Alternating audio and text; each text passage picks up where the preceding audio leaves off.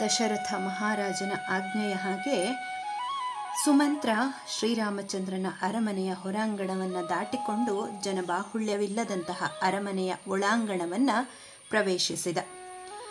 ಶ್ರೀರಾಮನು ಅರಮನೆಯ ಆ ಒಳಾಂಗಣದಲ್ಲಿ ಪ್ರಾಸಗಳನ್ನು, ಧನುಸ್ಸುಗಳನ್ನು, ಪರಿಶುದ್ಧವಾದ ಕರ್ಣಕುಂಡಲಗಳನ್ನು ಧರಿಸಿದ್ದ, ಅಂತಃಪುರದ ರಕ್ಷಣೆಯಲ್ಲಿಯೇ ಏಕಾಗ್ರ ಚಿತ್ತರಾಗಿದ್ದ, ಜಾಗರೂಕರಾಗಿದ್ದ, ಶ್ರೀರಾಮನಲ್ಲಿಯೇ ಹೆಚ್ಚು ಅನುರಕ್ತರಾಗಿದ್ದ ಸಮವಸ್ತ್ರಧಾರಿಗಳಾದ ಯುವಕರನ್ನು ಕಾಷಾಯ ವಸ್ತ್ರಗಳನ್ನು ಧರಿಸಿ ಬೆತ್ತಗಳನ್ನು ಹಿಡಿದು ಶ್ರೀರಾಮನ ಅಂತಃಪುರದ ಬಾಗಿಲಿನಲ್ಲಿ ಜಾಗರೂಕರಾಗಿ ಕುಳಿತಿದ್ದ ವೃದ್ಧರಾದ ಅಂತಃಪುರದ ಅಧಿಕಾರಿಗಳನ್ನು ಸುಮಂತ್ರನು ಕಾಣುತ್ತಾನೆ.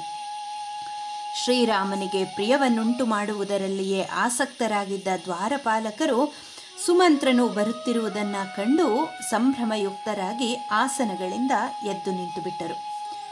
ಸೇವಾ ನಿಪುಣನಾದ, ಉದಾರನಾದ, ವಿನಯಶೀಲನಾದಂತಹ ಸುಮಂತ್ರನು ದ್ವಾರಪಾಲಕರಿಗೆ ತಾನು ಬಂದು ಬಾಗಿಲಿನಲ್ಲಿ ನಿಂತಿರುವುದನ್ನು ಶ್ರೀರಾಮನಿಗೆ ಶೀಘ್ರವಾಗಿ ತಿಳಿಸುವಂತೆ ಹೇಳುತ್ತಾರೆ.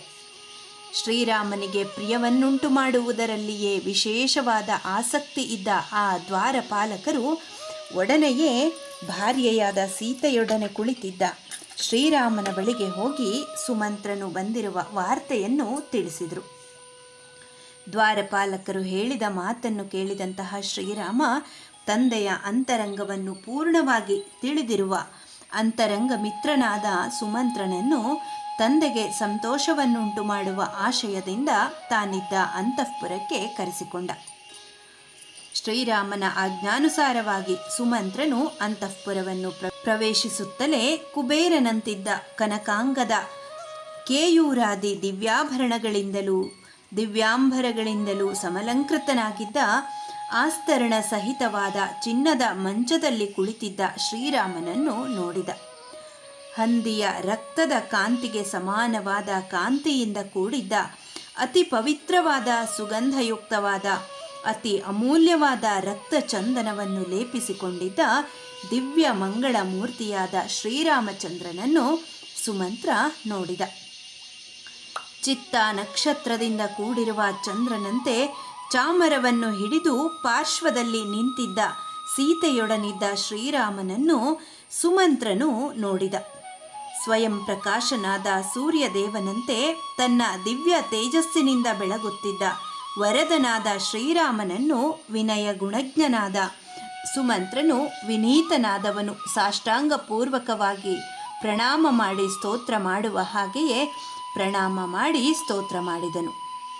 ಆ ಬಳಿಕ ಶ್ರೀರಾಮನಿಂದ ಯಥೋಚಿತವಾಗಿ ಸತ್ಕೃತನಾದ ಸುಮಂತ್ರನು ಕೈ ಮುಗಿದುಕೊಂಡು ವಿಹಾರಾರ್ಥವಾಗಿಯೂ ಶಯನಾರ್ಥವಾಗಿಯೂ ಸಿದ್ಧಪಡಿಸಿದ್ದ ಚಿನ್ನದ ಮಂಚದಲ್ಲಿ ಮಂದಸ್ಮಿತನಾಗಿ ಸೀತೆಯೊಡನೆ ಕುಳಿತಿದ್ದ ಶ್ರೀರಾಮನಿಗೆ ಹೇಳಿದ. ರಾಮ, ಕೌಸಲ್ಯಾದೇವಿಯು ನಿನಗೆ ಜನ್ಮವಿತ್ತು ಸುಪುತ್ರವಂತಳಾದಳು. ನಿನಗೆ ಮಂಗಳವಾಗಲಿ. ಪತ್ನಿಯಾದ ಕೈಕೇಯಿಯೊಡನಿರುವ ರಾಜನು ನಿನ್ನನ್ನು ನೋಡಬಯಸಿದ್ದಾನೆ. ತಡಮಾಡದೆ ಕೈಕೇಯಿಯ ಅಂತಃಪುರಕ್ಕೆ ಹೋಗು ಎಂಬುದಾಗಿ ಸುಮಂತ್ರ ಹೇಳ್ತಾನೆ. ಸುಮಂತ್ರ ಹೀಗೆ ಹೇಳಿದ ತಕ್ಷಣವೇ ಮಹಾ ತೇಜಸ್ವಿಯಾದ ಪುರುಷ ಶ್ರೇಷ್ಠನಾದ ರಾಮನು ಸಂತುಷ್ಟನಾಗಿ ಸುಮಂತ್ರನ ಮಾತನ್ನು ಅಂಗೀಕರಿಸಿ ಅವನನ್ನು ಯಥೋಚಿತವಾಗಿ ಸತ್ಕರಿಸಿ ಸೀತಾದೇವಿಗೆ ಹೇಳಿದ.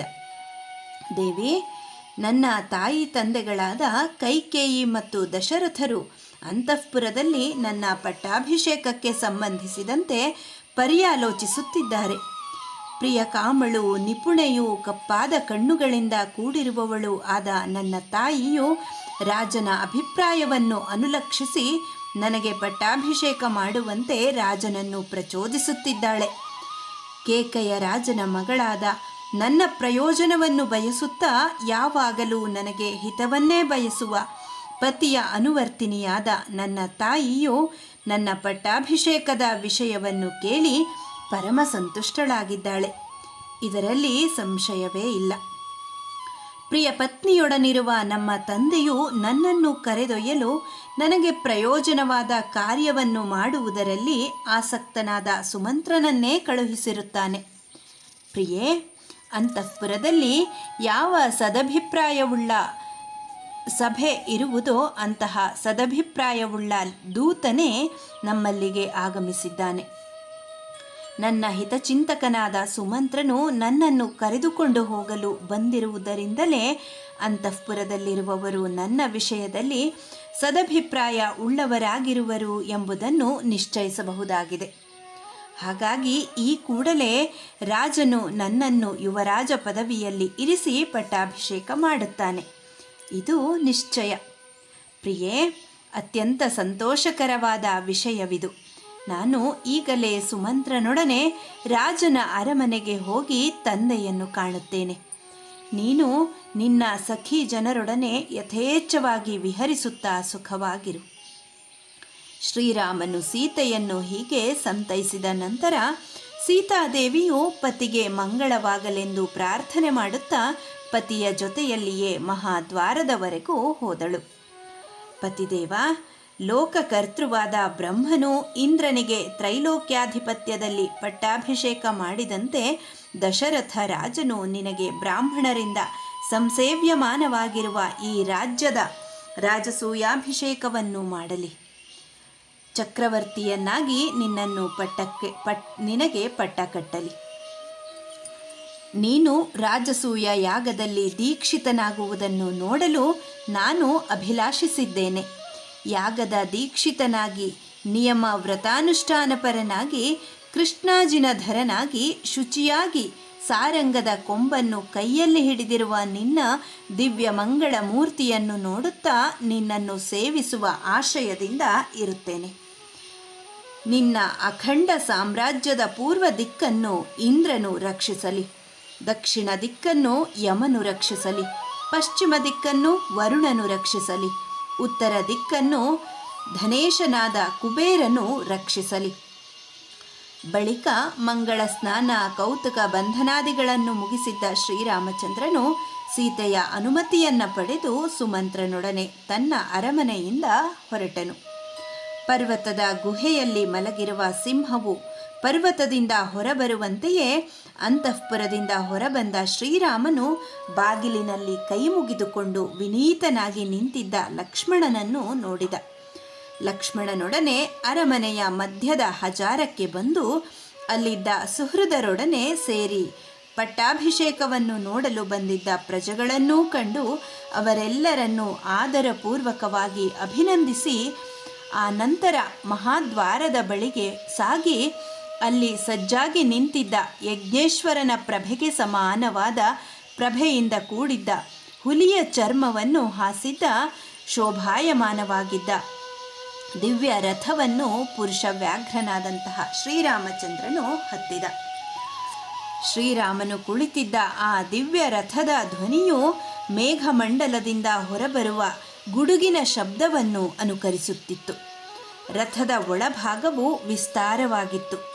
ನಾನಾ ವಿಧವಾದ ರತ್ನಗಳಿಂದಲೂ ಸುವರ್ಣಮಯವಾದ ಆಭರಣಗಳಿಂದಲೂ ಅಲಂಕೃತವಾಗಿತ್ತು. ಮೇರು ಪರ್ವತದಂತೆ ಥಳಥಳಿಸುತ್ತಿದ್ದ ಆ ರಥವು ಹಾದಿಯಲ್ಲಿದ್ದ ಜನರ ಕಣ್ಣುಗಳನ್ನು ಅಪಹರಿಸುತ್ತಿರುವುದೋ ಎಂಬಂತೆ ಕಾಣುತ್ತಿತ್ತು. ರಥಕ್ಕೆ ಕಟ್ಟಿದ್ದ ಶ್ರೇಷ್ಠವಾದ ಕುದುರೆಗಳು ಆನೆಯ ಮರಿಗಳಂತೆ ಪುಷ್ಟವಾಗಿದ್ದವು. ಇಂತಹ ಅನುಪಮವಾದ ರಥದಲ್ಲಿ ಕುಳಿತು ದೇವೇಂದ್ರನು ದಿವ್ಯಾಶ್ವಗಳನ್ನು ಕಟ್ಟಿದ್ದ ದಿವ್ಯ ರಥದಲ್ಲಿ ಕುಳಿತು ಪ್ರಯಾಣ ಮಾಡುವಂತೆಯೇ ಶ್ರೀರಾಮನು ದಿವ್ಯವಾದ ತೇಜಸ್ಸಿನಿಂದ ಪ್ರಜ್ವಲಿಸುತ್ತಾ ಶೀಘ್ರವಾಗಿ ತಂದೆಯ ಅರಮನೆಗೆ ಹೊರಟನು. ಗಡಗಡ ಶಬ್ದಗಳಿಂದ ಕೂಡಿದ್ದ ಕಾಂತಿಯುಕ್ತವಾಗಿದ್ದ ಶ್ರೀರಾಮನ ರಥವು ಅಂತರಿಕ್ಷದಲ್ಲಿ ಗುಡುಗುತ್ತಿರುವ ಮೇಘದ ರೀತಿಯಲ್ಲಿ ಎಲ್ಲ ದಿಕ್ಕುಗಳಲ್ಲಿಯೂ ಪ್ರತಿಧ್ವನಿಯನ್ನು ಉಂಟು ಮಾಡುತ್ತಾ ಚಂದ್ರನು ದಟ್ಟವಾದ ಮೋಡದಿಂದ ಹೊರಬರುವ ಹಾಗೆಯೇ ಶ್ರೀರಾಮನ ಅರಮನೆಯಿಂದ ಹೊರಟಿತು. ಲಕ್ಷ್ಮಣನೂ ರಥವನ್ನು ಹತ್ತಿ ಛತ್ರವನ್ನು ಚಾಮರವನ್ನು ಹಿಡಿದುಕೊಂಡು ಶ್ರೀರಾಮನ ಹಿಂದೆ ಅಂಗರಕ್ಷಕನಾಗಿ ನಿಂತಿದ್ದನು. ಬಹಳ ಹೊತ್ತಿನಿಂದಲೂ ಕಾದು ನಿಂತಿದ್ದ ಜನರು ಶ್ರೀರಾಮನು ರಥಾರೂಢನಾಗಿ ದಶರಥನ ಅರಮನೆಗೆ ಹೊರಟೊಡನೆಯೇ ಸಂತೋಷಾಧಿಕ್ಯದಿಂದ ಕಲಕಲ ನಿನಾದಗಳನ್ನು ಮಾಡಿದರು. ಆ ಜಯಘೋಷವು ಸರ್ವತ್ರ ವ್ಯಾಪಿಸಿತು. ರಥವನ್ನು ಹಿಂಬಾಲಿಸಿ ಶ್ರೇಷ್ಠವಾದ ಕುದುರೆಗಳು, ಪರ್ವತೋಪಮವಾದ ಆನೆಗಳು ಸಾವಿರಾರು ಸಂಖ್ಯೆಯಲ್ಲಿ ಹೋಗುತ್ತಿದ್ದವು. ರಥದ ಮುಂಭಾಗದಲ್ಲಿ ಸಮವಸ್ತ್ರಧಾರಿಗಳಾಗಿದ್ದ, ಚಂದನ ಅಗರುಗಳನ್ನು ಲೇಪಿಸಿಕೊಂಡಿದ್ದ, ಖಡ್ಗ ಮತ್ತು ಧನುಸ್ಸುಗಳನ್ನು ಹಿಡಿದು ಸನ್ನದ್ಧರಾಗಿದ್ದ ಶೂರರಾದ ಸೈನಿಕರು, ಶ್ರೀರಾಮನಿಗೆ ಮಂಗಳವನ್ನು ಹರಸುತ್ತಿದ್ದ ಜನರು ಹೋಗುತ್ತಿದ್ದರು. ಆ ರಥವು ಹೋಗುತ್ತಿದ್ದ ರಾಜಮಾರ್ಗದಲ್ಲಿ ಮಂಗಳ ವಾದ್ಯಗಳ ಘೋಷವನ್ನು, ಶ್ರೀರಾಮನ ಗುಣಾತಿಶಯಗಳನ್ನು ವರ್ಣಿಸುವ ಕರ್ಣಾನಂದಕರವಾದ ವಂದಿ ಮಾಗದರ ಹಾಡುಗಳನ್ನು, ಶೂರರಾದ ಸೈನಿಕರ ಸಿಂಹನಾದಗಳನ್ನು ಅಯೋಧ್ಯಾಪುರವಾಸಿಗಳು ಕೇಳಿದರು. ಶ್ರೀರಾಮನು ರಥಾರೂಢನಾಗಿ ಹೋಗುತ್ತಿದ್ದ ರಾಜಮಾರ್ಗದ ಎರಡು ಕಡೆಗಳಲ್ಲಿಯೂ ಉಪ್ಪರಿಗೆಯ ಮನೆಗಳ ಮೇಲಿದ್ದ ಕಿಟಕಿಗಳ ಸಮೀಪದಲ್ಲಿ ಸರ್ವಾಲಂಕಾರ ಭೂಷಿತೆಯರಾದ ಸ್ತ್ರೀಯರು ನಿಂತು ಶ್ರೀರಾಮನ ಮೇಲೆ ಪುಷ್ಪಾಂಜಲಿಯನ್ನು ಸುರಿಸುತ್ತಿದ್ದರು. ಅನವರತವಾದ ಪುಷ್ಪವೃಷ್ಟಿಯೊಡನೆ ಶ್ರೀರಾಮನು ಮುಂದೆ ಸಾಗುತ್ತಿದ್ದನು. ಉಪ್ಪರಿಗೆಗಳ ಮೇಲೆ ಮತ್ತು ಕೆಳಭಾಗಗಳಲ್ಲಿದ್ದ ಸರ್ವಾಂಗ ಸುಂದರಿಯಾದ ಸ್ತ್ರೀಯರು ಶ್ರೀರಾಮನನ್ನು ಸಂತೋಷಪಡಿಸುವ ಇಚ್ಛೆಯಿಂದ ಅವನ ಹಿರಿಮೆಯನ್ನು ಮುಕ್ತ ಕಂಠದಿಂದ ಹೊಗಳುತ್ತಾ ಅಭಿನಂದಿಸುತ್ತಿದ್ದರು. ತಾಯಿಗೆ ಸಂತೋಷವನ್ನುಂಟು ಮಾಡುವವನೇ ಶ್ರೀರಾಮ, ನಿಶ್ಚಯವಾಗಿಯೂ ನಿನ್ನ ಈ ಪ್ರಯಾಣದ ಫಲರೂಪವಾಗಿ ತಂದೆಯ ರಾಜ್ಯವನ್ನು ಪಡೆದ ನಿನ್ನನ್ನು ಕಂಡು ನಿನ್ನ ತಾಯಿಯಾದ ಕೌಸಲ್ಯೆಯು ಅಮಿತವಾದ ಆನಂದವನ್ನು ಪಡೆಯುತ್ತಾಳೆ. ಶ್ರೀರಾಮನ ಹೃದಯ ಪ್ರಿಯಳಾದ ಸೀತಾದೇವಿಯನ್ನು ಪ್ರಪಂಚದಲ್ಲಿರುವ ಎಲ್ಲ ಸ್ತ್ರೀಯರಿಗಿಂತಲೂ ಶ್ರೇಷ್ಠಳಾದ ಸ್ತ್ರೀ ಎಂದು ಅಯೋಧ್ಯ ಪಟ್ಟಣದ ಸ್ತ್ರೀಯರು ಭಾವಿಸಿದರು. ನಿಶ್ಚಯವಾಗಿಯೂ ಸೀತಾದೇವಿಯು ಹಿಂದಿನ ಜನ್ಮದಲ್ಲಿ ಮಹಾ ತಪಸ್ಸನ್ನು ಚೆನ್ನಾಗಿ ಮಾಡಿದ್ದಾಳೆ. ಹಾಗಾಗಿಯೇ ಅವಳು ಈ ಜನ್ಮದಲ್ಲಿ ರೋಹಿಣಿಯು ಚಂದ್ರನನ್ನು ಸೇರಿದ ಹಾಗೆಯೇ ಲೋಕಾಭಿರಾಮನಾದ ಶ್ರೀರಾಮನನ್ನು ಸೇರಿದ್ದಾಳೆ.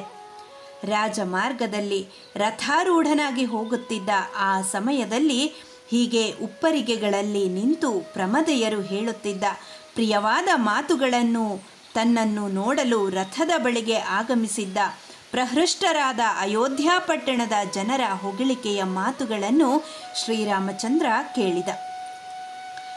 ಈ ನಮ್ಮ ಶ್ರೀರಾಮನು ದಶರಥ ರಾಜನ ಅನುಗ್ರಹದಿಂದ ಅತುಲವಾದ ಈ ಸಾಮ್ರಾಜ್ಯ ಲಕ್ಷ್ಮಿಯನ್ನು ಪಡೆಯಲು ರಾಜಭವನಕ್ಕೆ ಹೋಗುತ್ತಿದ್ದಾನೆ. ಇವನೇ ಇನ್ನು ಮುಂದೆ ನಮ್ಮ ರಾಜನಾಗುತ್ತಾನೆ. ಇವನು ರಾಜನಾಗುವುದರಿಂದ ನಾವೆಲ್ಲರೂ ಸಮೃದ್ಧವಾದ ಕಾಮನೆಗಳನ್ನು ಪಡೆಯುತ್ತೇವೆ. ಶ್ರೀರಾಮನು ಸಾಮ್ರಾಜ್ಯ ಲಕ್ಷ್ಮಿಯನ್ನು ಅನಂತ ಕಾಲದವರೆಗೆ ಪಡೆಯುವುದು ನಮಗೆ ಲಾಭದಾಯಕವಾಗಿ ಪರಿಣಮಿಸುತ್ತದೆ.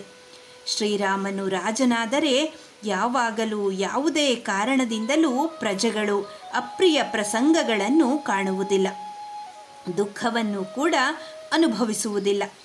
ಹೀಗೆ ಪ್ರಜೆಗಳೆಲ್ಲರೂ ಗುಣಗಾನ ಮಾಡುತ್ತಿದ್ದಾಗ ಶ್ರೀರಾಮನು ಕಲಕಲ ನಿನಾದ ಮಾಡುತ್ತಿದ್ದ ಅಶ್ವಸೈನ್ಯ ಗಜಸೈನ್ಯ ಪುರಸ್ಸರನಾಗಿ ಜಯಘೋಷಗಳನ್ನು ಮಾಡುವ ಸೂತ ಮಾಗಧರಿಂದ ಕೊಂಡಾಡಲ್ಪಡುತ್ತಾ ರಥದಲ್ಲಿ ಕುಳಿತು ಕುಬೇರನಂತೆಯೇ ದಶರಥ ಮಹಾರಾಜನ ಅರಮನೆಗೆ ಹೋಗುತ್ತಿದ್ದನು.